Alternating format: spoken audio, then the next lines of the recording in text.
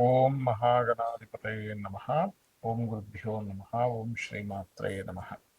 అరుణాం కరుణాతరంగితాక్షీం ధృతపాశాంకుశపుష్పబాణచాపాం అనిమాదిభిరావృతాం మయూకైః అహమిత్యేవ విభావయే భవాని. ప్రేక్షకులకి అనంతాంబిక అమ్మవారి యొక్క అనుగ్రహం పరిపూర్ణంగా కలగాలని మనస్ఫూర్తిగా కోరుకుంటూ మనం ఈరోజు సూర్య భగవానుడి యొక్క మార్పు అంటే మిథున రాశి నుంచి కర్కాటక రాశిలోకి జూలై 17వ తేదీ నుంచి ఆగస్టు 17వ తేదీ మధ్యలో ఈ సూర్యుడు కర్కాటకంలో ఉంటాడు. మరి సూర్య భగవానుడు జలరాశుల్లో ప్రవేశిస్తున్నాడు కాబట్టి ఎవరెవరికి 12 లగ్నాల వారికి ఎలా ఉండబోతుంది, ఏ విషయాల పట్ల జాగ్రత్త వహించాలి, ఎందుకంటే సూర్య రాశుల్లో కేతు ఉన్నాడు ఒకవైపు కాబట్టి ఎటువంటి మంచి ఫలితాలు ఉంటాయి, జాగ్రత్తలు ఉంటాయి, వహించాలి అనేటువంటిది చెప్తుంది. నేనైనప్పటికీ కూడా చెప్పిస్తుంది సాక్షాత్ లలిత అమ్మవారిగా భావిస్తూ ఒక్కొక్క లగ్నం గురించి, లగ్నం తెలియని వారికి రాశి గురించి మనం ఇప్పుడు తెలుసుకుందాం. కన్యా లగ్నము, కన్యా రాశి. మీకు గనక చూసుకున్నట్లయితే రవి 12వ అధిపతి అయి 11లోకి వెళ్తున్నాడు. లగ్నంలో 3, 8 అధిపతి అయిన కుజుడు యొక్క సంచారం జరుగుతుంది ఈ నెలలో. అంటే ఈ రవి సంచారం జూలై 17 నుంచి ఆగస్టు 17 మధ్యలో చూసుకున్నట్లయితే. అయితే ఇక్కడ ఈ సమయంలో మీకు కలిగే మంచి ఫలితాలు ఏమిటి, జాగ్రత్తలు ఏమిటి అని చెప్పి చూసుకున్నట్లయితే కొన్ని ఇన్సూరెన్సెస్ మూలంగా ఖచ్చితంగా కలిసి వస్తుందండి.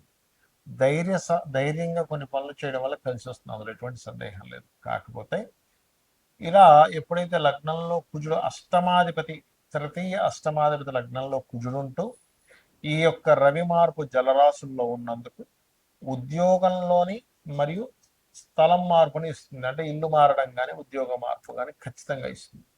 ధైర్య సాహసాలు ఇన్సూరెన్స్ మూలంగా కలిసి రావడం, ఆకస్మికంగా కొన్ని కలిసి రావడం ఎలా ఇస్తుందో కుజుడు లగ్నంలో ఉండి లాభస్థానంలో ఉన్నందుకు ఈ ఫలితం ఇస్తుంది. కాబట్టి ఈ మరి గురువు పదిలో గురువు ఉన్నాడు కదండి, అంటే 10లో గురువు ఉన్నందుకు అదొక రకమైన ఫలితం.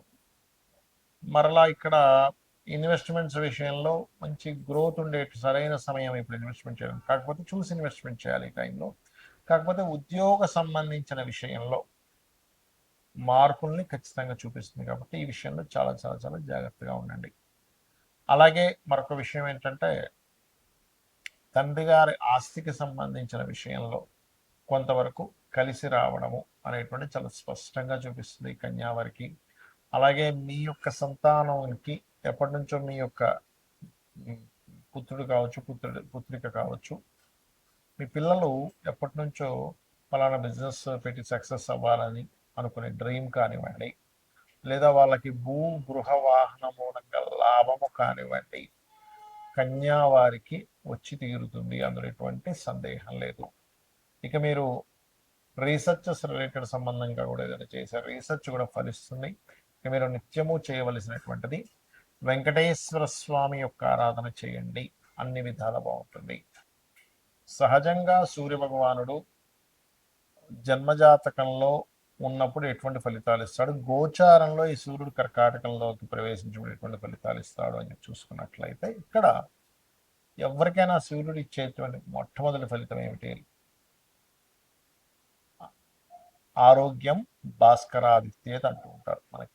అంటే ఆరోగ్యం, మీకు చాలా చక్కటి ఆరోగ్యం ఉండాలంటే సూర్య భగవానుడు బాగుండాలి. మరి సూర్యుడు పాడైపోయాడండి, పాపగ్రహాల మధ్యలో ఉన్నాడు, సింహరాశిలో 2 పాపగ్రహాలు ఉన్నాయి అంటే ఇక్కడ ఏమిటి? సూర్య భగవానుడు బాగుండాలి, తన యొక్క గృహం, తన యొక్క ఇల్లు ఏదైతే ఉందో సింహరాశి అవుతుంది, బాగుండాలి. అలాగే ప్రతి గ్రహానికి ఉంటుంది. ఇప్పుడు కుజుడు ఉన్నాడు అనుకోండి, మేషము, వృశ్చికము, శుక్రుడికి వృషభము, తుల, బుధుడికి మిథునము, కన్య, కర్కాటకానికి చంద్రుడు, సింహానికి రవి, అదేవిధంగా ధనుర్మీనాలకి గురువు, మకర కుంభాలకి శని. ఇలాగా ఆ గ్రహము, ఆ యొక్క గ్రహం ఉండేటువంటి రాశిలో ఉండే ఆ గ్రహాలు ఎలా ఉన్నాయి చూసుకోవాలి. ఆ రకంగా ఎవరికైనా ఉదాహరణకి రవి స్థానం పాడైంది అనుకోండి, దీన్ని పితృదోషము అంటారు. అంటే వంశ అభివృద్ధి అవ్వడానికి ఎక్కడా కూడా గ్రహస్థితులు అక్కడ మనకి సహకరించట్లేదు కాబట్టి దాని పితృదోషము అంటే పితృదేవతల యొక్క అనుగ్రహం ఇవ్వాల్సింది ఇవ్వలేకపోతున్నారు. అందుకని సూర్య భగవానుడి విషయంలో ఈ పితృదోష సంబంధించిన పోవడానికి అమావాస్యలు మీరు పితృదేవతలకి స్వయం పాకము, బియ్యము, 2-3 రకాల కూరగాయలు, పప్పు, ఉప్పు, మనం ఏదైతే వండుకోవడానికి సామాగ్రి ఉంటుందో దాంతోపాటు కొద్దిగా దక్షిణ ఇవన్నీ తీసుకెళ్ళి పురోహితులకి అమావాస్య నాడు ఇస్తే కనుక చాలా మంచిది. గుర్తుపెట్టుకోండి, పితృదోషాలు పోతాయి దీనివల్ల. అలాగే మరొక విషయం ఏంటంటే ఈ గోచారంలో ఈ రవి అంటే సూర్య భగవానుడు ఎప్పుడైతే కర్కాటక రాశిలోకి ఎంటర్ అవుతూ ఈ కేతువు యొక్క ఎనర్జీస్ ఎంటర్ అవుతున్నాడో ఎప్పుడూ కనీ విని ఎరుగనంత విపరీతమైనటువంటి వర్షాలు కలుగుతాయి. గుర్తుపెట్టుకోండి, కనీ విని ఎరగ బాబు ఏంట్రా బాబు అసలు ఇంత వర్షపాతం ఉందేమిటి, ఇంత అంటే వాటర్ రిలేటెడ్గా సంబంధించినవి. ఎందుకంటే ఇక్కడ కేవలం రవి జలరాశిలో ఉండటం మాత్రమే కాదు, రవితో పాటు బుధుడు ఉన్నాడు. బుధుడు మంచివాడే కదండి అంటే అది వక్రిస్తున్నాడు. మరి వక్రిస్తే ఏమిటి, రవి బుధుడితో కలిసి ఉంటే ఏమిటి, వక్రిస్తే ఏమిటంటే ఇప్పుడున్న ప్లానటరీ పొజిషన్. ఎందుకంటే రవికి ప్రొసీడింగ్ హౌజెస్ అంటారు, మనకి నాడీ ఆస్ట్రాలజీలో ఉంటుంది. కేతు ఉన్నాడు, దాని తర్వాత కుజుడు ఉన్నాడు. ఈ ఎనర్జీస్ కూడా యాడ్ ఆన్ అవుతున్నాయి అక్కడ రవికి బుధుడు ద్వారా రవి ఉండేటువంటి జలరాశుల వల్ల. ఈ సంవత్సరం అధిపతి కూడా రవి కాబట్టి జల సంబంధించినటువంటివి మరింత పెరుగుతాయి. అంటే భారీ వర్షాలు పడటం, సునామీ లాంటి వరదలు రావడం, ఒక్కసారిగా సముద్రం ముందుకు వచ్చి కొంతవరకు నష్టం జరగడం, అంటే ఏదైనా జల సంబంధంగా.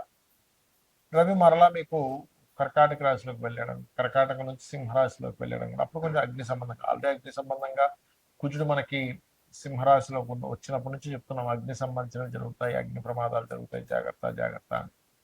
ఆ రకంగా అగ్ని సంబంధించినటువంటి విషయాలు అధికంగా జరుగుతూ ఉంటాయి ఏది కర్కాటక నుంచి సింహంలోకి వెళ్ళాక.